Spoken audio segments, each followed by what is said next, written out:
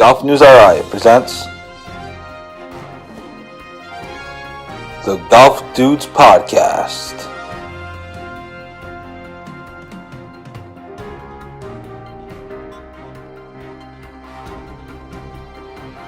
Here are the dudes. Hey, what's up, everybody? Welcome to another episode of the Golf Dudes Podcast. I'm Joe Calabro, and let me be the last, I was going to say first, but probably the last at this point, to wish you a happy March Madness Day. Obviously, the NCAA tournament started today, and good luck to everybody in your brackets, especially if you signed up for the GolfNewsRI Bracket Challenge. Thank you to everybody who participated in that. But anyway, happy March Madness Day. It's one of the best sports days or sports weekends of the year for sure. So hope everyone's enjoying all the games so far, and obviously plenty more to go. And so anyway, happy March Madness Day. Thanks to everybody who signed up for our bracket challenge. We had about 20 people, so that's pretty good. I just figured it was going to be me, Jeff, and Austin. So I'm happy that more people signed up. So it should be fun, little thing that we're doing. So anyway, thanks to everybody for that. We got to get into a few things here. I'm not going to keep you too long, but a couple of things. First, we got to tell you that the Golf Dudes Podcast is presented by Link Drinks. Link Drinks, of course, is best known for their transfusion in a can. The transfusion is vodka, ginger ale, and grape juice, all mixed up into one refreshing beverage. Now, of course, you could get the other two flavors, the front nine, which contains orange juice, and the back nine, which contains, I believe, cranberry juice. So check out Link Drinks at liquor stores and country clubs near you. They'll also be at the Northeast Golf Show this weekend for those that are attending that event over at Gillette Stadium. So thanks to our friends at Link Drinks for the support. Excuse me. So anyway, I hope everyone's having a good day or had a good day to this point.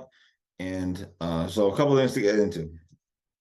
Well, we're going to start with the biggest story, or the most recent story, which is last night, GolfNewsRI, Wednesday night, GolfNewsRI broke that Max Jackson, the LaSalle phenom, is going to be going to Rutgers. He committed to Rutgers to play golf, Division I golf.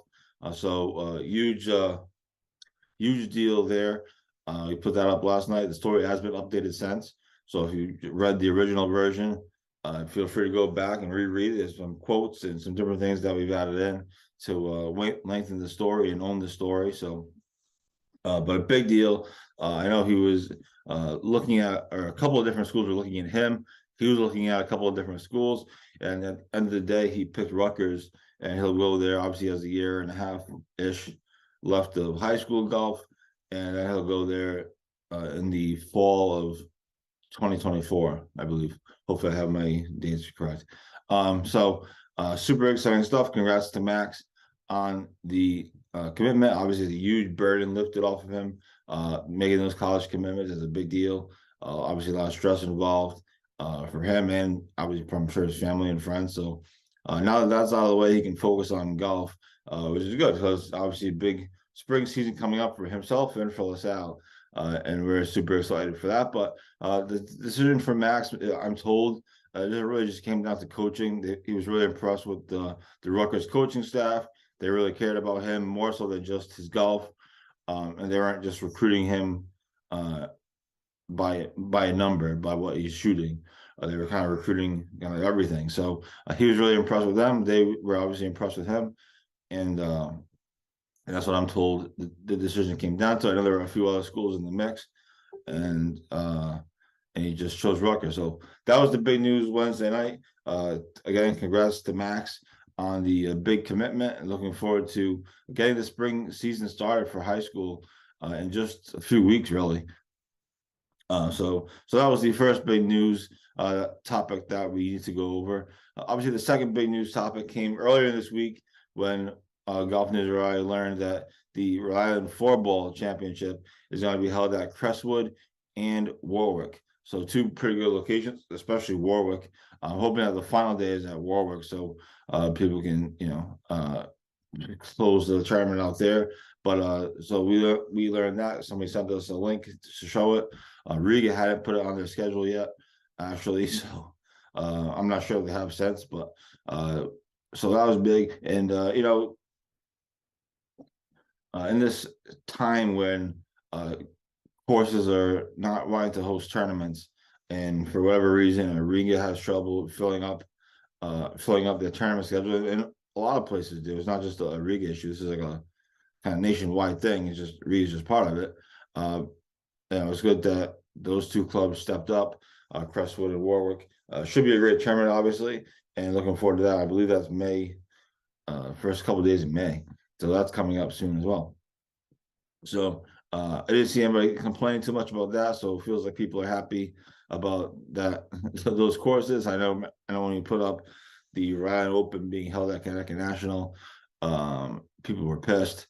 So I didn't see too much backlash about this. So I guess people are fine with it. So again, two big stories that we hit this week: Max Jackson to Rutgers, big deal. Division I golf, another Division I golf commit to go along with Harry Dessel, excuse me, Morgan McLeod, and a handful of others that are playing Division I golf, but also just college golf in general. It's obviously a big deal to go play in college, no matter what division you're in. But certainly, playing Division I is impressive. So, congrats again to Max. So that was the big story. We broke that Wednesday night. So check that article out. Like I said, it has been updated since then.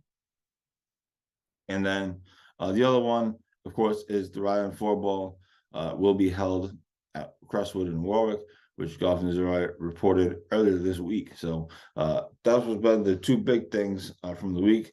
Obviously, in the pro game, you have the ball rollback that the USGA, excuse me, is attempting. So we can get into some of that as well. And so yeah, that's kind of the big news of the week. That's kind of what's going on in the world of GolfNewsRI.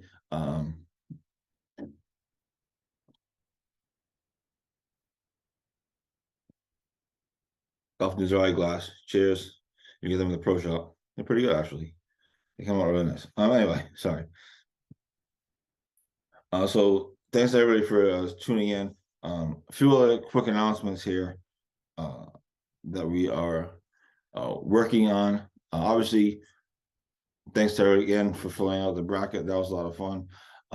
Tentatively, we're hoping to have a GolfNewsRI season kickoff party in a few weeks to go along with kind of the Masters. So stay tuned for that. We're working on some of the details, so stay tuned for that. The golf show this week, GolfNewsRI will not be there as far as having a booth. I think I'm going to try to go at least one of the 2 days to walk around and see everybody. Want to see my friends at Pinned and the Veterans Golf Association and other places. So my goal is to be there at least one of the 3 days, if not 2 of the 3 days. We'll see how it goes. Look for me. I'll be a walking billboard of GolfNewsRI stuff. Again, we don't have a booth this year, but I will be there at some point to see what's going on and to check out the event and perhaps get some deals on a new golf game, which I am still looking for. So there's that. And the other thing, stay tuned Friday, tomorrow. We have a taping. I'm taping let's try that again. I'm taping a podcast with Don Silk. He's a national recruiter. He's out in California. He helps kids find schools and schools find kids, etc. So we're going to talk a lot about high school recruiting, college golf, what colleges look for, what kids should be doing, should not be doing. He doesn't have a ton of kids that he works with around this area. He told me he has somebody in Maryland that he's working with, but college recruiting is mostly the same everywhere. For golf, it feels like it's mostly the same everywhere for golf. So that's going to be really cool. I'm really looking forward to that conversation. So that's tomorrow. I'm not 100% sure the interview is going to air tomorrow on Friday, but it will certainly air on Saturday at the latest. So stay tuned for that, especially if you know people that are trying to be recruited or being recruited or trying to commit to a school like Max just did. So that'll be a really cool conversation. Again, that's coming up. I'm taping on Friday, and I'll probably be up either Friday afternoon, late afternoon, or Saturday morning. So really cool interview on that front. And then a few other things, but first, why don't we take this quick commercial break, and we'll be right back. This is the Golf News Podcast. Stay tuned. Billy Andre joins the show. Billy, thanks so much for doing this, and we appreciate you taking the time. Well, thank you. Thanks for having me. I'm excited. I'm very excited to be joined by an 11-time Emmy Award winner, and that is Armin Katayan. Massachusetts Women's Amateur Champion Allison Pake. The days of the country club just being golf and maybe one amenity are gone. Unfortunately, Metacomet doesn't have those.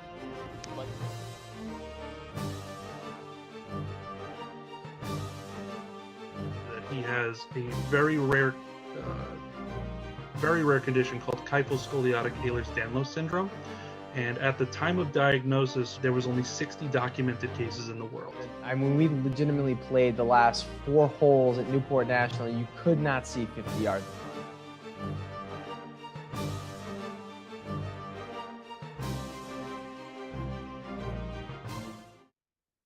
And welcome back to the Golf Dudes podcast. Joe Calabro here. Hope everyone's having a great week. Hope everyone's enjoying the NCAA tournament so far. I'm looking forward to the big PC game on Friday night, Providence College against Kentucky. So I'll be a nervous wreck for sure. And maybe the PC will steal. I mean, it's not like an elite Kentucky team. It's not one of their all-time teams. I mean, they're certainly good, obviously, but PC plays defense. They should have a chance. But they haven't played defense in like a month, so that's kind of a problem. Anyway, that's all the college basketball we got. We'll do more of it as the tournament goes on. Obviously, we got the bracket challenge. Thanks to everybody for signing up, and the winner gets some GolfNewsRI swag, and so that should be fun. Help get our brand out there a little bit. Maybe get a hat like that or one of these cool glasses. There you go. When I hold the thing up, the green screen messes it up. Anyway, so we started the show talking about Max Jackson. The big news that he is committed to Rutgers to play Division I golf, and starting in the fall of 2024. And super excited for him. I was talking to kind of his dad here as we tape this, and he obviously his dad's excited, and playing college golf is a big deal, and playing Division I college golf is a big deal. And Rutgers plays a tough schedule generally. Chris Gotterup, the kid who played for Oklahoma, is now a pro. He went to Rutgers for his first 4 years and then transferred to Oklahoma for 1 year. So there is a path. If Max wants to go that way, there's a path to the pros. Certainly from Rutgers, you can get there from Rutgers. So that's great stuff. So it's going to be exciting to follow the rest of his high school career. Hopefully it doesn't go by too fast. And then certainly it'd be a ton of fun to watch him play in college and just grow and get better and work on his game. I know he's already working on his game. I know he's working on his swing and going to different coaches and stuff. So super exciting stuff. So that was the big story. GolfNewsRI broke that on Wednesday night upon his announcement on social media. So that's still doing big traffic today, obviously, as you'd expect. And then the other big story, of course, is the Rhode Island 4-ball will be held at Crestwood and Warwick in early May. They previously didn't have a place for it, but great to see those two courses stepping up to host the event. So that is where we are, kind of on the local stuff. There's a couple other minor things like Triggs is hiring grounds crew. It's a great opportunity to go work outside. There's a handful of other things kind of going on, but that's the gist of the local stuff. Obviously, college golf is in full swing. Both URI and Bryant were in action this past week or so. Brandon Gillis and Bryson Richards both played really well for URI.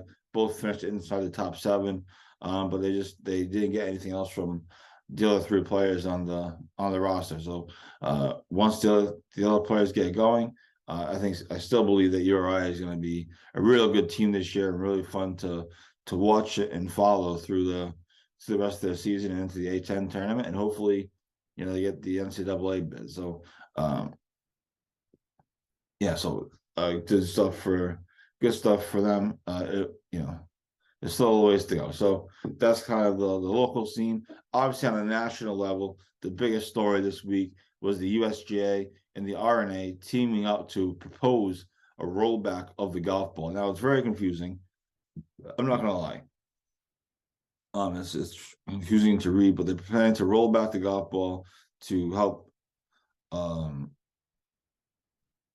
to solve the distance debate. Obviously, distance has been a problem, or is thought to be a problem in the game of golf right now. And so one of the solutions and one of the proposals is to roll back the golf ball so it doesn't go as far. Now, a couple of things to note. This is not that proposal, if it's approved and whatever, isn't going to take effect until 2026. It's also a local rule, which means, and this is where it gets interesting, the USGA and RNA are proposing it. So obviously, so that means the US Open and the British Open would be enforcing it. But the PGA Tour and the PGA of America, among other tours, LIV, etc., they don't necessarily need to accept it. So what's going to be weird is if the PGA Tour declines to accept this proposal, declines to implement this rule, players essentially could play a different ball on the PGA Tour, then have to play a different ball when they go to, a U.S. Open or a British Open. I don't know that they would do that necessarily, because that would just be strange. But in theory, you could do that. So that's kind of an interesting thing about it, is that, this has been proposed.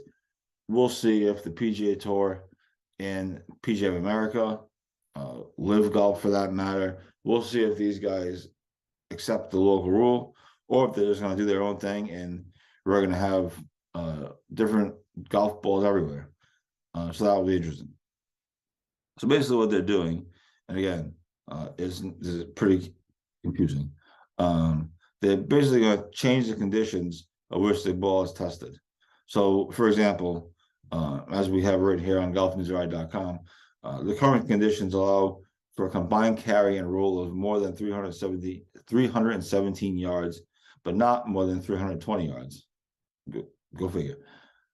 Currently, the balls are tested with 120-mile-an-hour club speed and 42 revolutions per second of spin and a launch angle of 10 degrees. You still with me? I'm telling you, it's confusing.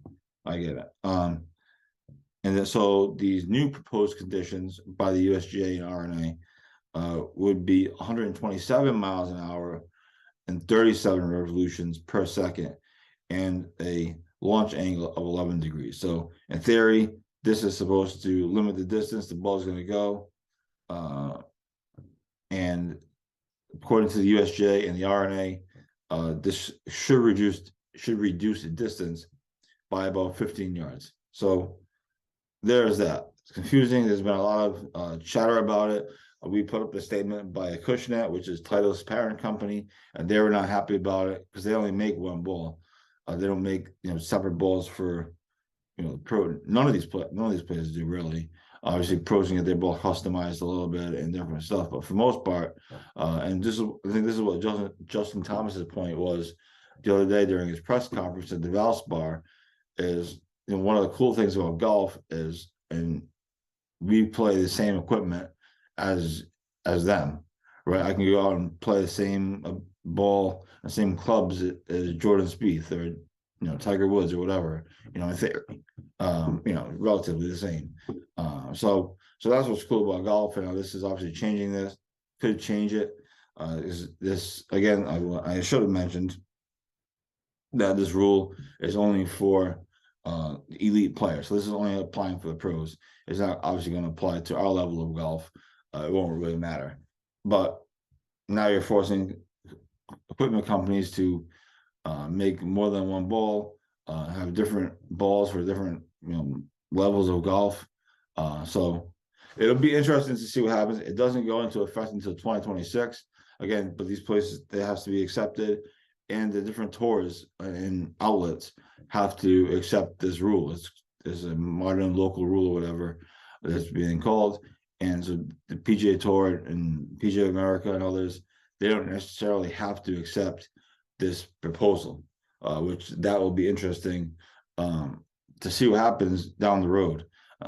I'm not sure what to kind of think about it. I don't really have a great opinion on it. I don't know that distance is that much of a problem. It does become a problem on some of these older courses. So somebody framed it on Twitter. Basically, we're asking, do you want to keep having British Opens at St. Andrews? is kind of how they framed it, because St. Andrews is obviously an older course. It's not really built for today's technology necessarily. But the last Open that was there, I thought was pretty entertaining. The tournament was close. Yeah, just some of the holes kind of lose their luster because they're shorter than what they were expected to be, maybe. But it's still a great course, and it's still, you know, I think the game is still in good shape. It feels like so. I'm not sure other people have done the research on this stuff. You can simply find it by following Brandel Chambly on Twitter. He's got it all laid out. And I'm assuming his data is correct. You know, the distance isn't really playing much of a factor on the tour, as much of a factor as people think it is. I'm not saying it's not a factor. It doesn't feel like the distance is as much of a factor on tour as what people are thinking. So lots of pushback. I actually texted Will Dixon and asked him about it. You know, he's on the mini tour, so it's not necessarily apples to apples. But he says, I said, what do you think about the rollback proposed today? And he says he's sort of indifferent about it. He says he's not exactly sure yet what it's going to look like. It's like the long hitters are still going to be long, and the short hitters are just going to be shorter. So he doesn't really have a feel for it yet. Obviously, again, this is still a ways away, but you know, he didn't seem that worried about it. I'm not sure if he considers himself a long hitter or a short hitter or somewhere in between. So, but you know, he said he was indifferent. So it's interesting to get his take on it. Anyway, so that's the biggest story. Obviously, the Valspar Championship is this week. A heartbreaking loss for Chris Francoeur. Not a loss necessarily, but a heartbreaker for Chris Francoeur, the former URI star. Earlier this week in the Monday queue for this tournament. Just a tough way to finish. You know, he slept on the 12-foot birdie putt, and then he came out. He missed it the next day, bogeyed the second to last hole, and then saved par on the last hole when he needed a birdie, at least two birdies coming in to make it. So a tough loss. It was interesting that again, I don't know the conditions. They blew the horn because of weather and darkness. So I'm not sure what the situation exactly was. If he could, I know he could have probably put it out in that situation, but maybe there was really bad weather and they had to get off the course, or maybe it really was that dark. I'm not 1,000% sure. So it's obviously easy for me to second guess. But tough heartbreaker for him. But he's back at it this week. Him and Will Dixon are in the Corn Ferry Tour Monday queue, as the Corn Ferry Tour returns to action next week. So I get to see Davis Chatfield and everybody back in action there. So we'll have coverage, obviously, of that as well. So that is what we have going on. Certainly plenty going on. The season is slowly approaching. If these stupid snowstorms go away. The problem with the snowstorms is it's not even like real snow. It's just like a total waste of time, in my opinion. So if it's going to snow, at least like actually snow, not like 2 inches. So anyway, that's where we are. So that's what we got. This is the Golf Dudes podcast. We went over everything today. Again, if you're looking for something in particular, Max Jackson is in the first part of the show, the very opening part of the show. So feel free to rewind this and listen again to hear that conversation. And then we talked about the obviously the 4-ball, and obviously a few other news and notes and stuff that we're trying to do in the next coming weeks and month or so. So it should be really exciting, and we're looking forward to getting the season started. So with that all said, I hope you all enjoy the rest of the weekend. I hope you all enjoy the college basketball. Good luck to the Friars. Hopefully they get a W. And we will talk to you all. Oh, also have a safe St. Patrick's Day. I almost forgot. Tomorrow's St. Patrick's Day. Friday is St. Patrick's Day. So have a safe and happy St. Patrick's Day to those who celebrate. Party hard, but not too hard. And we will talk to you all next week. And again, stay tuned for my interview with Don Silk, a national recruiter, coming up in the next couple of days. So that should be really great. So thanks to everyone for tuning in, and we will talk to you all next time. Bye.